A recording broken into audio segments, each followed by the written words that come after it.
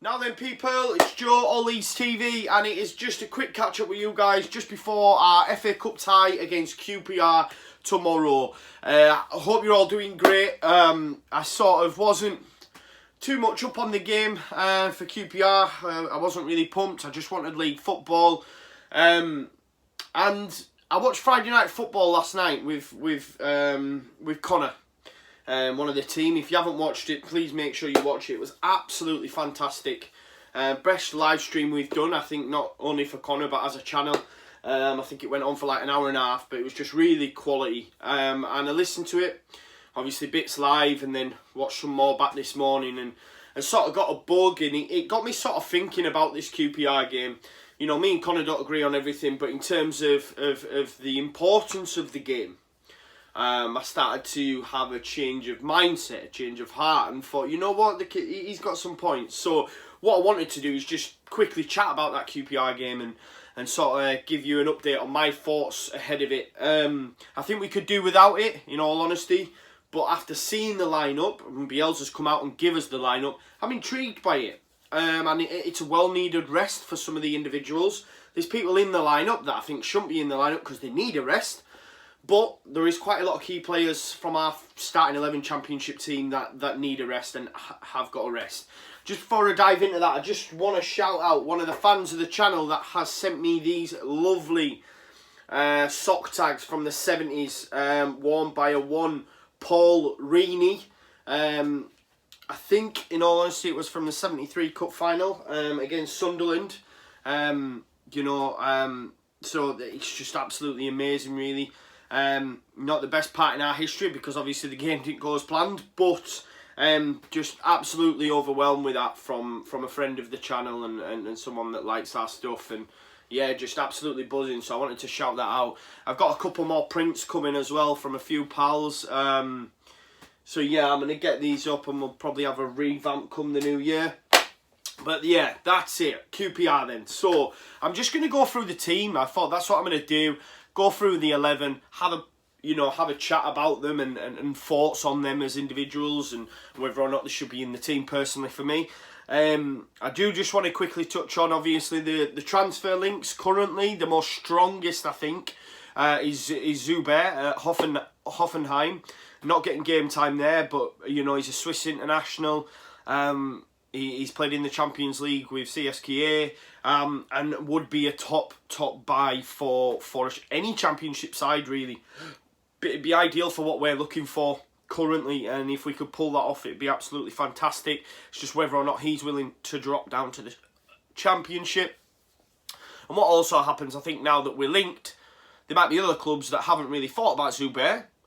See that there's a possibility the deal could be done, and you might find another European club might come in for him that's maybe, you know, maybe he's not going to get Premiership, but you know what I mean, another high-end European club might take a look at him. I don't know, but if that was to happen, it'd be absolutely fantastic.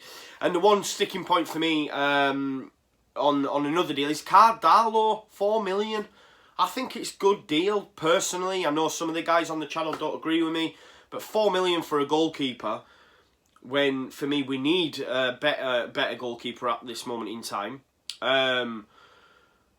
Because, you know, and I know Conor has his opinion as to say not getting at the lad, but I am getting at him a little bit. I don't think he's good enough, BPF. Fact, that's just my opinion. I'm entitled to it. I don't think I'm scapegoating. That's not what I'm doing. But if someone's not good enough, they're just not good enough. And for me, he's not good enough. And I know a lot of you disagree. I see it in the comments. Some person, when I put it out on Facebook, the video, said he's been absolutely fantastic this season. Again, opinions, everyone's entitled to them. I don't think he's been that great, and in all honesty, I don't think he is that great. You know, a lot of people say, you know, he's one of our own, but he's actually from Darlow, and we got him from Borough. He hasn't been, you know, there a lot. You know, I think, like Conor said, if it's Wiedwald that's making these mistakes, everyone's going at him. But I think because he's one of our own, comes into it, he gets a bit of a free pass, in my opinion. I think Conor alluded to it, and I think the video that was doing the rounds on Twitter, if you look at that, of the 28 goals or whatever it is that have been conceded, quite a lot of them are savable. very savable. And someone made a point on the video, yeah, but you could do that for every single team. Yeah, that's fair enough, you could. But these are big mistakes that have cost us points. Of course, if you go through anything, through a fine tooth comb, you're going to find things and flaws in anything, really. You could probably find, you know, you go back to that Reading game when he saved the penalty and I'm kissing his ass. It just is what it is, you know what I mean? Fans are fickle, I'm fickle, yeah? That's just the game of football. But I just don't think over a season he hasn't been quite good enough, and that moves me on to the team itself. Obviously, in BPF he's going to start in goal. I thought Will Huffer might have been given a chance, even just to give BPF a little bit of a breather, because he has received a bit of criticism. No one likes to receive criticism. I don't like when you guys hammer me, you know what I mean? If I've said something, it's just fact of life, isn't it? So maybe I thought he might have been taken out and given Huffer a go. But also, has he kept him in the side because we might have a keeper come, you know, derby game. The one thing I will say for Bielsa though, with transfers, even if they do come in the door, they're not going to start straight away. It'll be a couple of weeks before we see them play, just because of the old body fat thing and making sure they're up to speed. That's why I thought it was great by the club when they got the Izzy deal done, because he can recuperate and train and get back to a level where Bielsa, and then he can go straight in. Obviously that's not happened, and we're not going to see him till like February time now by the looks of it, which is so disappointing. But, you know, Conor alluded to it yesterday as well. I keep going back to that video, but please go watch it, guys, because it was absolutely fantastic. You know, Conor alluded to someone saying, send him back. It's crazy talk, because even if we get a quarter of the season out of him, if it's Izzy Brown at top Izzy Brown level, he's a top player for any championship side. Moving on to right back then in tomorrow's team, Jamie Shackleton. I agree with a lot of the team. I don't think he ever should have come out of the side. Yes, we all love Ayling. Yes, Ayling is good, but I think Ayling has come back too soon and expected to play every game since he's come back. No under 23s game, just straight back in the lineup. Really surprised at that, and I'm really surprised he's starting at centre back. I think he could do a job at centre back. I know not everyone agrees with me, but I don't mind him at centre back. But I think for him to play the 3 games in quick succession it's been since his injury, and then to also play him in this at centre back, maybe it's because we don't have options, but I don't think it's the right call. I do like Jamie Shackleton. I would have liked to have maybe seen him in his preferred position, you know, in midfield, because Baker's had a few opportunities now, so why not put Shackleton in there, and maybe Robbie Gott start at right back. You know, that would have been my preference, but it is what it is. I'm not Bielsa. Obviously, Ayling and Halme at centre-back, as I've mentioned, I think Ayling needs a rest. He's come back too soon. You know, I don't like that old added saying of the professional footballers, they should be up to speed, they should be expected to play. Come on, guys, man. We can all see, watching the game, that Ayling ain't up to speed. Maybe that's why he has played in them, to get him up to speed. I don't know. I just don't think he should be in the side yet. Let's give him a little bit of a rest. I know he's just come back, but he has been expected to be playing full 90 minutes, 3 games straight after injury. I think it's a lot to ask of the lad. Appleway Halme, I have been so impressed with him every time he's come on. I think a lot of people have this misconception because he's a big lump that he can't play with his feet and he's not good on the ball. That's a load of tosh for me. I think he's very good on the ball, and he showed that against Matt Smith. There was one where he just plucked it out of the air. I don't even know how he did it. Me and my pal were stood there watching saying, how's he just done that? Do you know what I mean? So there's a lot to Appleway Halme's game, so I'm glad to see him there. And a lot would have liked to have seen him at Forest, do you know what I mean? But I said after the Forest game, in regards to the lineup, in regards to transfers, and even in regards to the style of play, we all know what we signed up for Bielsa. So these things we just have to get used to. And Pep's never going to be like that. Klopp's never going to be like that. They're not going to turn around and say, oh, let's just put 10 men behind the ball. It just won't happen, regardless of the game. And I thought Bielsa made some good points because we were on top at that point. Leif Davis at left back then, very impressed with him when he played against Villa, against a very good Villa side, and I thought Codger was, he's a beast, isn't he? So fair play to him. I thought he'd done really well. Tom Pearce is injured. I would have liked to have seen more of Pearce this season than what we have done. Even before the injury, he wasn't getting a look in, was he? So there's obviously something there. Especially, when we got him on a new deal and there were still Prem clubs after him and that. But who knows? But yeah, really impressed by Leeds Davis. By all accounts, he came from Morecambe, sort of plucked out of obscurity. But yeah, I was really impressed with him, and I think he'll have a much better game, and we'll see more of him against QPR. Midfield then, Forshaw and Baker. Forshaw again is another one for me that I think needs a rest, but with KP out and you know, who else are you going to bring in? We've got a bit of a threadbare squad, but you know, Forshaw will be ready to put right what went wrong against Forest, because it was a poor performance. But I absolutely love Adam Forshaw. It is interesting, I know Conor touched on it, and me, Oscar and Conor were chatting about it last night. I think Forshaw's really liked by Bielsa, if not his top boy. And I think if we sign a winger, you know, Bielsa's alluded to it, Pablo's going to now be playing 10, now we've lost Saiz, so we're going to be getting a winger, I did say that. So if we get this winger, and Alioski's left wing, Pablo's 10, and we have a new winger, or maybe Clark starts and Alioski's on the bench, I'm not sure. But obviously, either Click or Forshaw come out of the side. Now, I think Oscar mentioned the 4-2-3-1 system, and you know, I think that's the way we'll go. But you can't have Forshaw and KP playing in the same side for me in the centre of midfield, because it just stifle attacks. I think you need to have Click in there, but that means dropping Forshaw, and I just can't see it, guys. So that's one thing that we will find out once everyone's fit, how they're all going to fit in, because for me, you can't drop Click, but then I can't see Bielsa dropping Forshaw because he loves him. So then, is he going to drop KP when he's back and play Forshaw and Click? I just don't know. It's genuinely like a little bit of a conundrum I'm thinking around in my head. But that's it. That's if we get the winger that we want. Because obviously, if we get the winger that we want, he plays on the right, Pablo goes in the 10, and Alioski plays on the left. That's if Clark's not had an absolute barnstormer against QPR and then starts playing at right wing. But I still think we need a winger. Versatile as well, probably needs to play both sides, left and right, to be in all honesty, which Joubert can do. Moving on then, so yeah, Baker for me has had his opportunities, hence why I said I would have preferred to see Shaq there, Jamie Shackleton. If Baker has a poor game, he's played in the cup games before, you know, when we played Preston and Bolton, I think it was.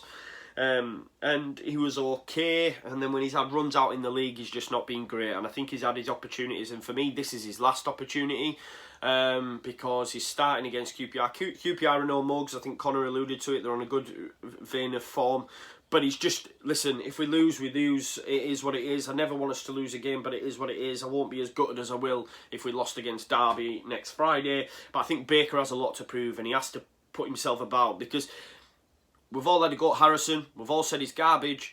The last 3 games, he's put in decent performances. Baker, we've not seen any of that. Only when he came off the bench towards the early parts of the season, but when he started, he's been garbage. Just ran around.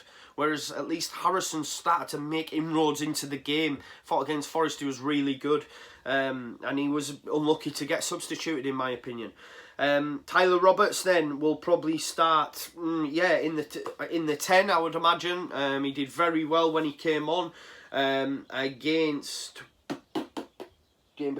Hull, very well, and I'd hoped he'd start there against Forest and put Pablo out wide instead of Harrison. That was my thoughts pre-game. I really like Tyler Roberts. I think when he came in, when Roof was injured, and he got a couple of goals, he obviously got the goal. He got a goal against Hull. He got the goal. He got 2, I think it was, against Preston, was it? I can't remember the game in all honesty, but he got 2, and I thought he did really well, and I genuinely feel for the future he's someone we'll be able to rely on. I really rate him. He's much like Roof, but better at his age, I think, personally. And I think Roberts will be some player in the future. Jack Clark is what it is, does what he says on the tin, he's the absolute bomb.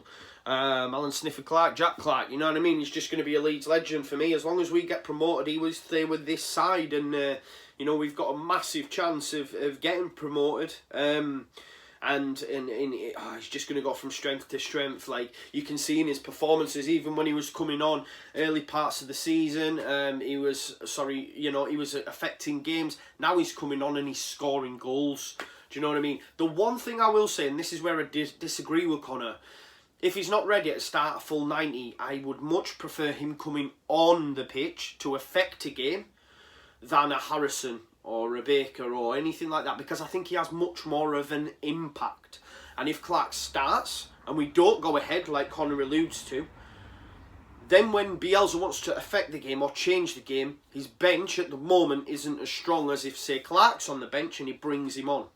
And that's where my thought process differs. But I understand, you know, where Conor's coming from. He says, I just don't get why you don't start him. If you start, you get in front. But my thing is, I think, in terms of affecting a game, he's much better at coming off the bench and affecting a game in Leeds' favour than being substituted at 0-0, for example, and Harrison coming on. I just don't think it has the same effect, but that's just my opinion. Everyone's entitled to it. You know, a lot of guys have commented on our videos, and that's one thing I will say. You know, I think sometimes a lot across social media, people make comments, you get battered. At All Leeds TV, you don't. You're nice to put your comments, you all have it. It's all pretty fair, man. Everyone's entitled to their opinion, I say it all the time. Then we move on to Alioski. Interesting about Alioski, will we see more of him at left back, I think, because by all accounts, Barry Douglas has a knock, and it's a muscular injury. I like Alioski at left back. It's crazy, really, because I think if he'd have played at left back last season, I don't think we'd have bought Douglas. Crazy notion, but I genuinely think that, because I think he can do a job at left back. And if we get a winger, who knows? Who knows? You might see Alioski at left back, Clark at left wing, Zuber at right wing, and Pablo. I don't think it's as bad as we all think. We just need to buy a winger. We need to at least go out and get a keeper and a winger. If we get, you know, Bamford back, Izzy Brown back, Cooper back, Berardi back, you know, these are big players in our side, and come the 1st of Feb, we'll have a proper look, and even the games we've got between now and then, we'll know what's going to happen. I'm still very confident, and I think, you know, this Sunday's game, get a win, nice, it is what it is. If we lose, it is what it is. Listen, I don't want us to lose the game, yeah, but I'm just more excited about the Derby game coming up. But the one thing, and then lastly, sorry, I will touch on Harrison's going to be playing number 9. Interesting. Watched Conor's feed, and he made a good point. I think David Villa, Pirlo, you know, Pep speaks, all these, Frank Lampard, they all spoke highly of Jack Harrison. We have not seen that yet. Borough fans didn't see it. We've started to see him make inroads in the game, but then he's brought off and an 18-year-old kid comes on in Jack Clark and absolutely bosses him in terms of his impact. Do you see what I'm saying? So, if you're Pep Guardiola and you're waxing lyrical on Harrison, imagine what you said about Jack Clark. Do you know what I mean? So, a lot to come from Harrison. I know he's played in that role before for the New York Red Bulls, or whatever they're fecking called, New York City. So it'll be interesting to see him there. But like I say, some big things. I mean, Shackleton, I absolutely love. I would have preferred to have seen him in his preferred position. Appleway Halmi, hopefully he can have a boss performance and maybe start as centre-back if Cooper's not ready against Derby. Fingers crossed Coops is coming back. Leif Davis I like. Obviously Baker, I'm going to be watching Baker because for me this is his last chance. Maybe not from Bielsa, but from a Leeds fan perspective. If he has an absolute stinker tomorrow, we're all going to be on his back. It's just fact because he's not been great. Tyler Roberts, really excited to see him. Obviously Jack Clark is the boy, and this will answer the conundrum between me and Conor in terms of where our thought process lie. If Clark comes on and absolutely bosses a game for 90 minutes, then Conor's 100% right, and he should start against Derby 100%. And this is what we're all going to be looking forward to, and I'm excited to see Harrison up there. Hopefully no one picks up any knock and we don't have to bring any of the first teamers off the bench. But yeah, that's it guys, just wanted to go through that lineup, just wanted to catch up with you all. Oscar should be doing a pre-match. If you haven't already, as I've alluded to, make sure you watch Conor's Friday Night Football, and we'll all be doing a post-match after the game tomorrow. So hopefully, you know, we'll win and we get a big game next time around.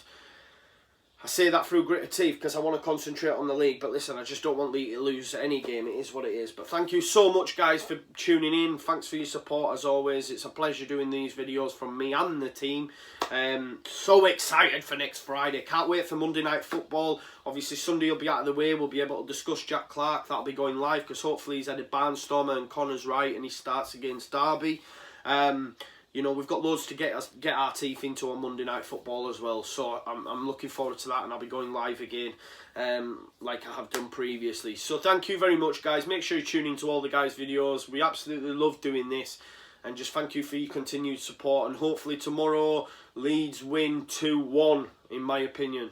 Yeah, 2-1. Yeah, that's it. It is. I'm done. I'm just chatting shit now, so I best go. Leeds, Leeds, Leeds.